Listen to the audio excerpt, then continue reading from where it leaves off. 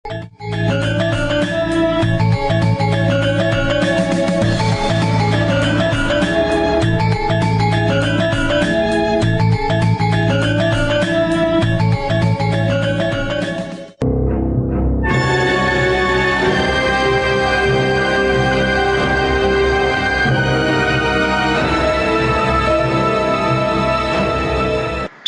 Trenggono adalah seorang raja yang mumpuni berbagai ilmu, yang kasar maupun yang halus. Pernah mengalami berbagai macam peristiwa, yang kasat mata maupun yang tidak kasat mata. Sehingga raut mukanya masih tetap tenang, pandangannya tetap lurus ke depan, dan tetap berjalan menuju pintu masjid, tanpa menghiraukan anak muda yang kepalanya menunduk berada di seberang kolam setelah melompat mundur sambil berjongkok. Ganjur yang melihat peristiwa itu, jantungnya terasa berhenti berdetak. Pika diliriknya, Karebet yang tadi berada di sisi sebelah timur, sekarang sudah berada di sisi sebelah barat kolam tempat wudhu, masih dalam keadaan berjongkok dan tetap menunduk ke arah Sultan Trenggono.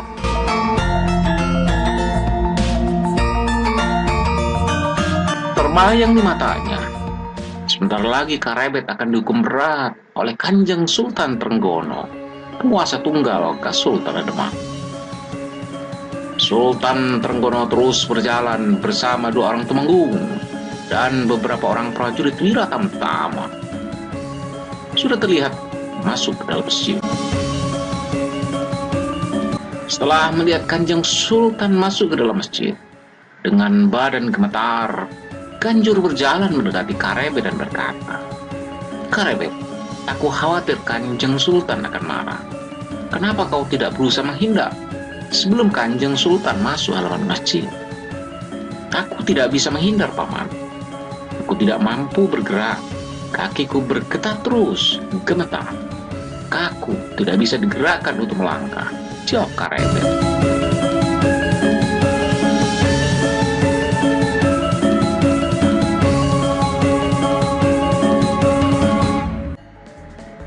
"Tapi kenapa kau mampu melompat ke belakang?" tanya Ganjur. "Iya, Paman. Aku sangat takut kepada Ki Tumenggung yang berbadan tinggi besar, sehingga aku mencoba berjalan. Tapi kakiku tidak bisa bergerak. Aku hanya mampu melompat ke belakang dan ternyata bisa berhasil sampai di sini," jawab Karebet. "Ya sudahlah, Karebet. Semua sudah terlanjur. Mudah-mudahan Kanjeng Sultan tidak marah padamu," kata Ganjur. "Maafkan aku, Paman," jawab Karebet. Beberapa saat kemudian, ketika sudah selesai sholat di masjid, Sultan Trenggono kembali ke keraton, diapit kiri kanannya oleh 2 orang tumenggung dari kesatuan Wiratamtama dan dikawal oleh beberapa prajurit Wiratamtama. Sultan Trenggono berjalan menuju keraton. Setelah memasuki pintu gerbang, Kanjeng Sultan pun berjalan sendiri masuk ke ruang dalam. Beberapa saat kemudian, Sultan Trenggono duduk di kursi di salah satu ruang dalam dan memberi perintah kepada prajurit Wiratamtama yang berjaga di pintu ruang dalam. "Panggil Tumenggung Gajah Birawa, suruh ia menghadapku sekarang." "Sandika dawuh Kanjeng Sultan," kata prajurit itu.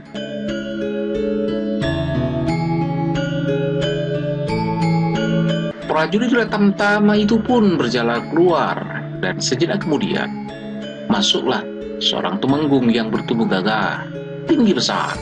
Seorang temenggung yang baru saja bertugas mengawal Sultan Trenggono ketika sholat di masjid. "Masuklah," kata Sultan Trenggono. Temenggung itu menyembah lalu duduk bersila di hadapan Sultan Trenggono. "Tumenggung Gajah Birawa," kata Sultan Trenggono. "Dawuh dalam Kanjeng Sultan," jawab Tumenggung Gajah Birawa sambil tetap menunduk. "Tidak biasanya aku memanggilmu, tapi ini ada masalah penting. yaitu mengenai kejadian yang baru saja terjadi di masjid tadi. Ketika ada seorang anak muda melompat ke belakang sambil berjongkok ke dalam tempat wudhu, kata Sultan Trenggono. Coba kau selidiki siapa anak muda itu. Seorang anak muda yang membuat pangeran merah. Kelihatannya dia mempunyai ilmu kanuragan yang tinggi, dan alangkah baiknya kalau dia mau menjadi prajurit, sehingga akan menambah kekuatan pasukan Demak, kata Sultan Demak. Kasinggihan dalam Kanjeng Sultan, jawab Tumenggung Kejabirawa. Kalau dia mau menjadi prajurit, nanti bisa dicarikan tempat yang tepat, di Kesatuan Wira Tamtama atau di kesatuan lainnya, kata Sultan Trenggono. Kalau ketemu, nanti jajaki pula sampai di mana kemampuannya dalam olah kanuragan. Sandiko dawuh Kanjeng Sultan, jawab Tumenggung Kejabirawa. Ya, kali ini hanya mengenai anak muda itu saja, tidak ada persoalan lainnya, kata Sultan Trenggono. Kutunggu laporannya besok pagi. Sandiko dawuh, hamba mohon pamit Kanjeng Sultan, kata Tumenggung Kejabirawa. Iya, kata Sultan Trenggono. Tumenggung Kejabirawa nyembah, lalu perlahan-lahan dia bergeser ke pintu lalu keluar dari ruang dalam. Sultan Trenggono memandang Tumenggung Kejabirawa yang sudah berumur setengah baya sampai hilang di balik.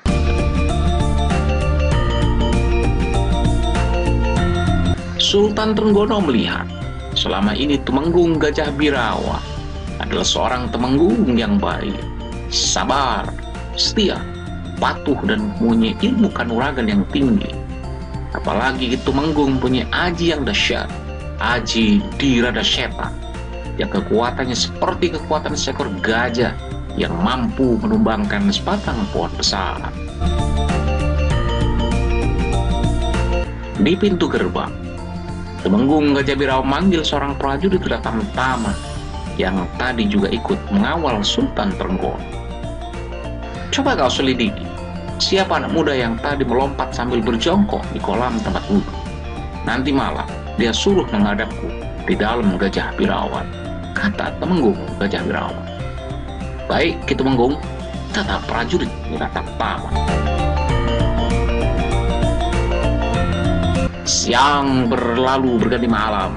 Gelap terlihat menyelimuti bumi di seluruh kota Raja Demak.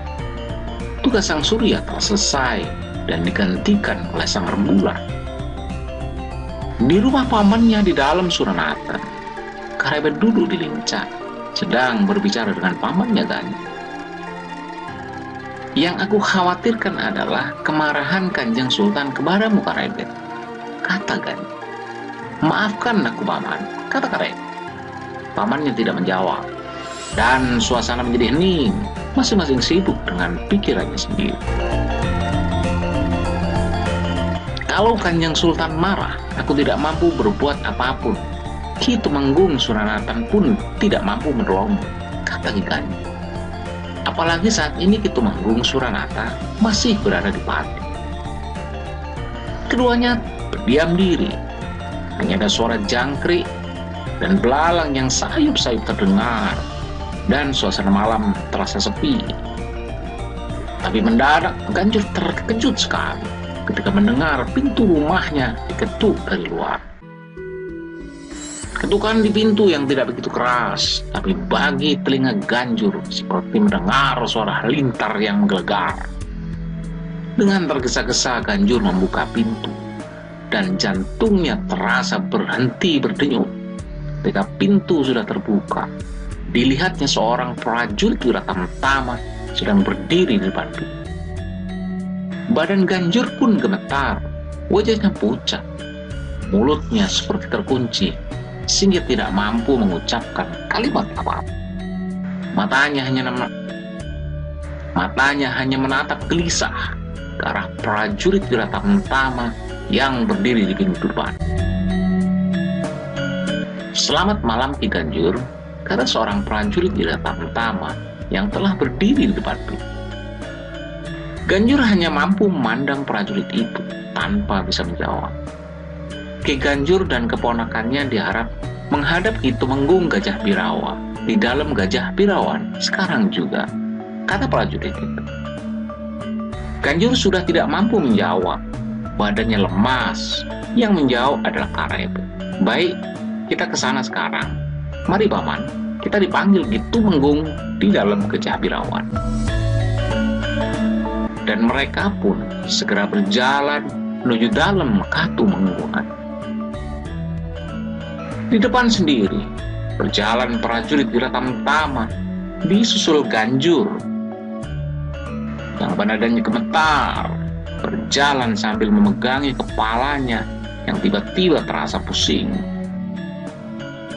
Karebet yang berjalan di belakang sambil menundukkan kepalanya, sambil berusaha menyembunyikan senyumnya. Perhitungannya tepat. Setelah dia melakukan sebuah gerakan melompat mundur dengan berjongkok, perbuatannya itu telah berhasil menarik perhatian seorang Tumenggung. Karebet berharap pemanggilan yang dilakukan oleh Tumenggung Gajah Birawa tidak akan berhenti sampai di sini, tetapi akan bersambung dengan pemanggilan selanjutnya oleh Kanjeng Sultan Trenggono. Mereka bertiga berjalan terus. Tak terasa, pintu gerbang dalam Gajah Birawan telah kelihatan.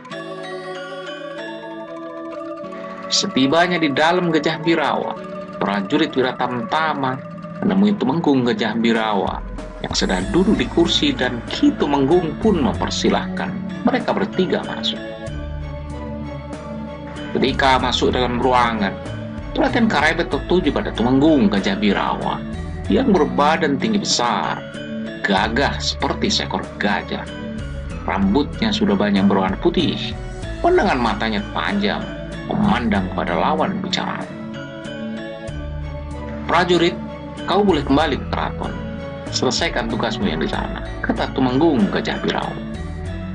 Baik, Ki Tumenggung, jawab prajurit itu.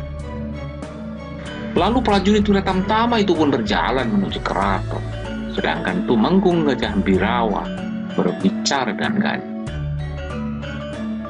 Ki Ganjur, kata Tumenggung Gajah Birawa. Ya Ki Tumenggung, jawab Ganjur. Bagaimana keadaanmu? Semua selamat? Tanya Ki Tumenggung. Ya Ki Tumenggung.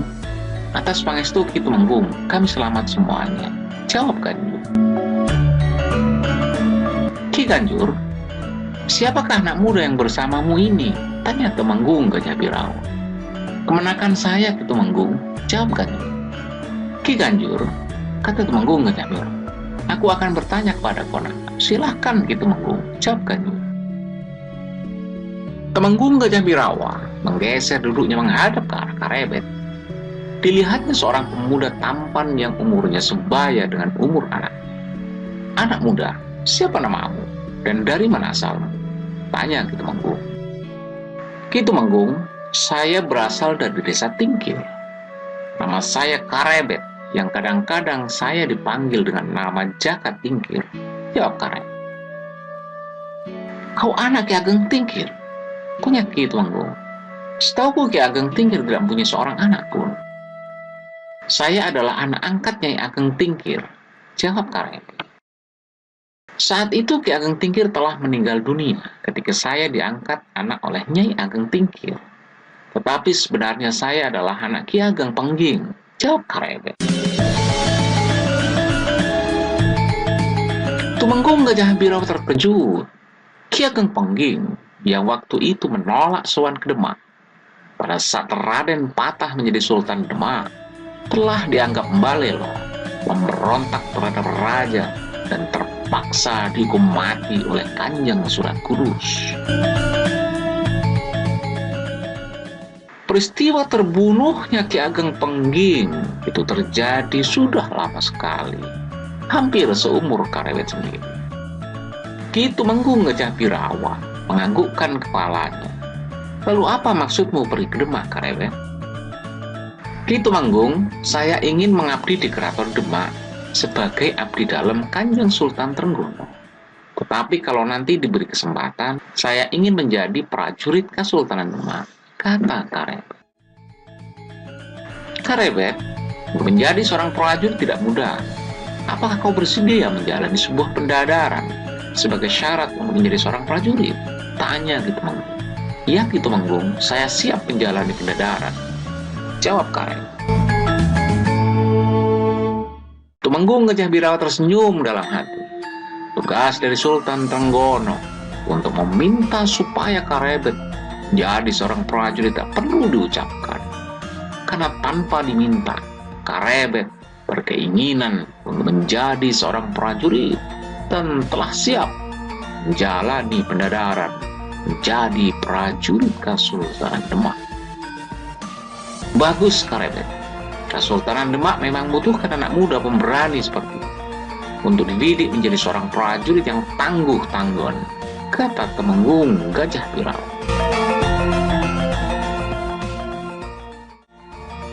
Di Kesultanan Demak, di samping prajurit dari Kesatuan Wira Tamtama, ada juga prajurit dari Kesatuan Wira Braja, Wira Radia, Wira Yuda, Wira Menggala, Wira Pati, Narapati, dan prajurit Patang Buluhan, dan lain-lain.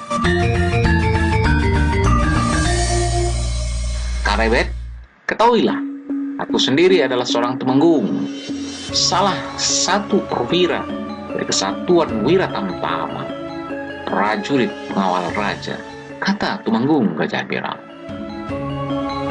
Tumenggung Gajah Birawa berdiri dari tempat duduk dan berjalan menghampiri Karebet. Berdirilah Karebet. Karebet berdiri. Tumenggung Gajah Birawa yang bertubuh tinggi besar mengulurkan tangan kanannya, dan Karebet segera menyambut uluran tangannya. Tapi alangkah terkejutnya Karebet ketika terasa jari tangan Ki Tumenggung menjepit telapak tangan seperti sebuah jepitan besi yang tak bisa dilepas.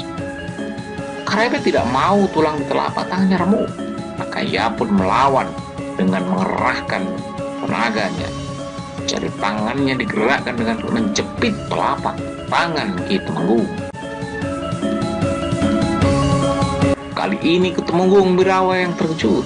Ia tidak mengira kalau tenaga Karebet ternyata sekuat ini. Telapak tangannya yang dijepit, jadi tangan Karebet terasa seperti dibelit dan akan diremukkan oleh seekor ular piton.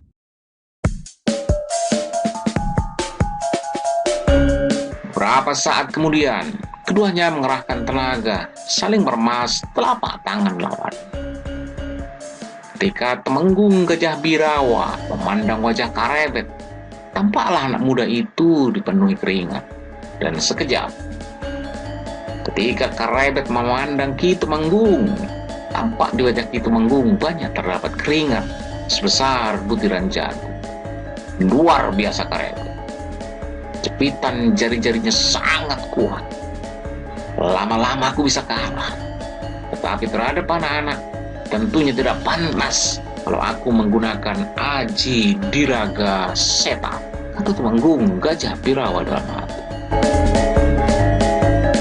Kuat sekali jepitan Ki Tumenggung, tapi dengan aji welut putih, tanganku pasti bisa terlepas dari jepitannya, kata Karebet dalam hati.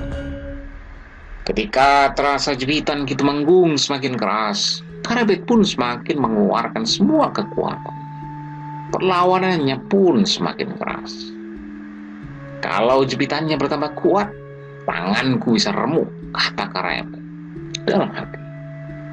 Apa boleh buat, aku terpaksa menggunakan aji hastadahana, meskipun nanti akibatnya telapak tangan Ki Tumenggung bisa terbakar. Aji hastadahana, aji yang dihadiahkan oleh alam kepada Karebet setelah mesuraga dan mesu jiwa di puncak Gunung Merapi yang sedang menyala merah. Sebuah aji yang bisa menjadikan tangannya sepanas bara api. Tumenggung Gajah Birawa yang sedang berjuang melawan jepitan tangan Karebet sudah tidak bisa mundur lagi. Kalau dia mengendorkan jepitannya, telapak tangannya bisa hancur dijepit jari tangan Karebet. Yang bisa dilakukannya adalah bertahan sekuat-kuat sambil bersiap membangunkan ilmunya yang mempunyai kekuatan seekor gajah Aji Diradaseto. Pada saat yang bersamaan, Karebet juga sedang membangunkan seluruh kekuatannya, disalurkan ke telapak tangannya, bersiap madep Aji Hastadana untuk membakar telapak tangan Temenggung Gajah Birawa. Dalam pada itu, Ganjur yang sama sekali tidak mengerti apa yang sedang terjadi, hanya memandang kedua orang itu dengan tatapan mata penuh tanda tanya. Dia hanya melihat bagaimana kedua orang itu saling memegang telapak tangan, dan wajah masing-masing berpeluh basah berkelin. Karebet mengerahkan semua kekuatan tenaga dalamnya yang dipusatkan di telapak tangan dan jari tangannya, telah bersiap matek Aji Hastadana. Tiba-tiba teringat maksud dan tujuannya ke Demak.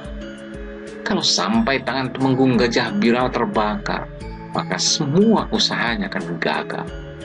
Setelah berpikir demikian, maka Karebet pun perlahan-lahan mengurangi kekuatan jepitan. Sedikit demi sedikit, tenaga yang tersalur ke telapak tangannya mulai berkurang. Temenggung Gajah Birawa yang sedang bersiap membangunkan kekuatan Aji Diradaseto terkejut ketika terasa Karebet mengurangi kekuatan jepitan tangan. Dan Ki Temenggung pun teringat maksudnya semula, hanya ingin menguji kekuatan Karebet. Maka Ki Temenggung juga melakukan hal yang sama, sedikit mengurangi kekuatan jepitan jari tangannya. Karebet yang merasa Ki Temenggung sedikit mengurangi kekuatan jepitannya lalu berkata, "Saya mohon ampun Ki Temenggung." Keduanya kemudian saling memperlemah jepitan tangannya, dan sesaat kemudian kedua tangan itu pun telah terlepas. "Tangan saya menjadi remuk Ki Temenggung," kata Karebet. Temenggung Gajah Birawa menyeka keringat yang ada pada wajahnya sambil berkata, "Terima kasih Karebet. Kau tidak membuat seorang Temenggung menjadi malu di hadapan pamanmu. Silakan duduk Karebet," kata Ki Temenggung. Dan keduanya kemudian bersama-sama duduk kembali. Temenggung Gajah Birawa memandang wajah Karebet dengan perasaan kagum. Ternyata anak yang masih muda itu mampu mengimbangi kekuatan. Lalu Ki Temenggung kemudian menggeser badannya menghadap Ganjur dan berkata, "Ki Ganjur," kata Temenggung Gajah Birawa.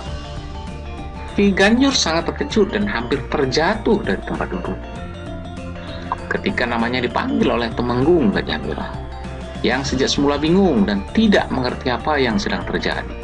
Hanya pandangan matanya gelisah menatap Karebet dan Ki Temenggung berganti. Detak jantungnya terasa semakin cepat ketika Temenggung memanggil namanya sekali lagi. "Ki Ganjur," kata Ki Temenggung sekali lagi. "Ya Ki Temenggung," jawab Ganjur gemetar. "Ki Ganjur, ternyata keponakanmu ingin menjadi seorang prajurit," kata Ki Temenggung. "Ya Ki Temenggung," jawab Ganjur. "Ki Ganjur dan kau Karebet, saat ini aku belum bisa menjanjikan apapun. Tapi besok setelah aku menghadap Kanjeng Sultan, aku akan memberi kabar kepadamu," kata Temenggung Gajah Birawa.